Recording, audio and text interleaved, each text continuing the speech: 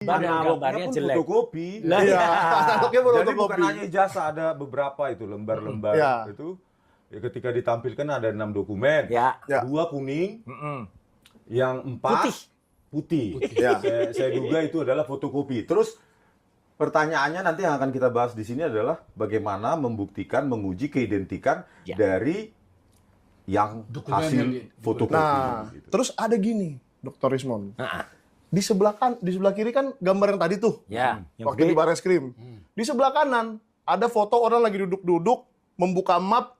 Terus ada, nggak tahu saya di dalamnya itu dokumen apa, agak coklat-coklat kertas tua gitu ya. Itu mau dipaksain, ya kemarin disebut. Apa ya itu? Ya itu katanya skripsinya, katanya. Apa juga skripsi?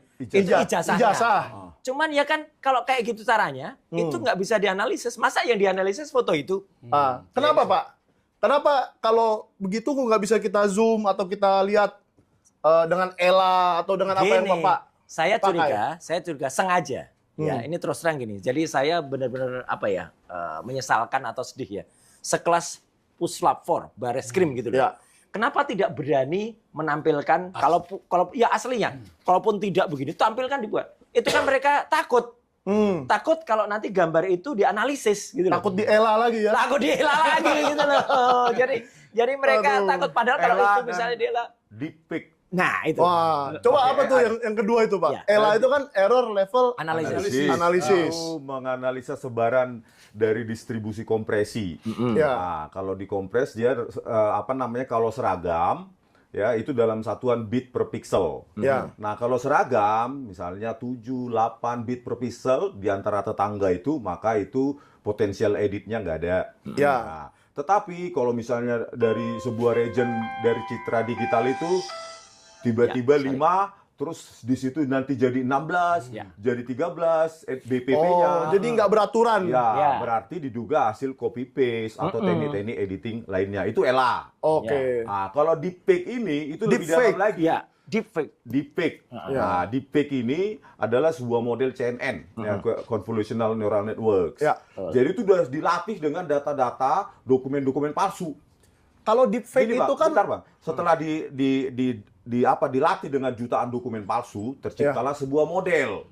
Nah, jadi kita masukkan sebuah dokumen untuk diuji fake atau tidak, yaitu hasilnya dalam bentuk probability. Kalau dari analisa saya sekitar 69-70% probabilitasnya fake. Itu yang ditampilkan oleh Dian Sandi.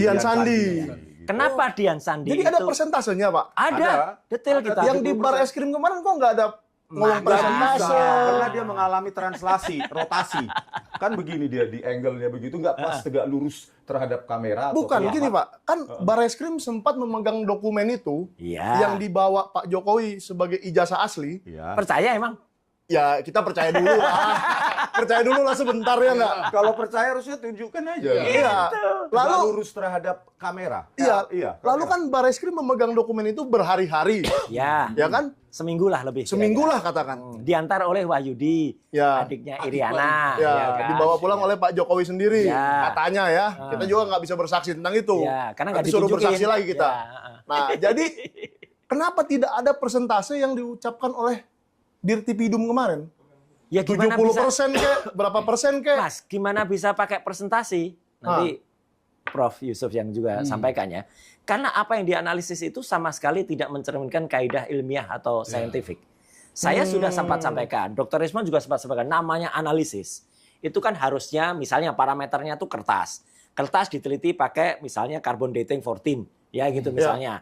Nanti akan ketemu gitulah jenis kertasnya apa, usia kertasnya apa, terbuat dari bahan apa, gramnya berapa, itu akan ketemu semua. Itu sudah kami katakan dulu. Kalau nggak kami katakan, mungkin malah penjelasannya hanya satu kalimat aja mungkin. Itu sudah dikatakan, tintanya apa saja, itu ngikutin. Dia bilang loh tinta kemarin. Tintanya ngikutin tinta ini. Tapi bukan itu yang kita inginkan. Yang kita inginkan itu hasilnya, resultnya.